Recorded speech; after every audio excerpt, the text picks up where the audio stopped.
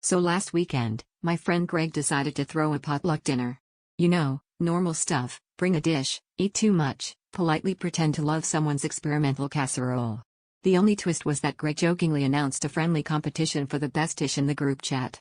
Nothing too serious, but by the end of the day people were sharing gifs of Gordon Ramsay and threatening to bring the heat.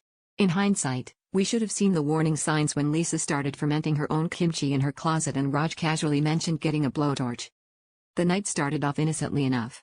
There were some classic meatballs, deviled eggs, and a salad that looked suspiciously like a bag of lettuce dumped in a bowl. But then things got creative.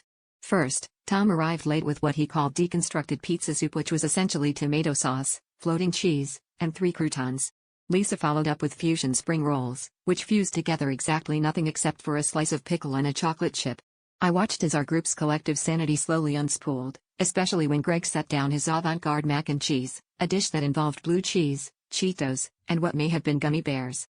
But the pièce de resistance came when Dave, who'd been suspiciously quiet all week, wheeled in a 2-tiered casserole labeled Sushi Lasagna. I stared in horror as he sliced through layers of seaweed, rice, spicy tuna, and ricotta, topping the whole monstrosity with wasabi bechamel. As if that wasn't enough, he served it with a side of BBQ Tiramisu, which, to clarify, was exactly what it sounds like: ladyfingers soaked in barbecue sauce, layered with sweet mascarpone, and topped with shredded brisket. I wanted to call 911, but the only emergency was for our digestive tracts. We all tried to be polite and tasted everything, but when Greg asked, "So, who's the winner?" even the salad looked nervous. After a moment of silence, I raised my fork and said, "Honestly, the only thing I'm bringing to the next potluck is Pepto-Bismol. And maybe a food therapist."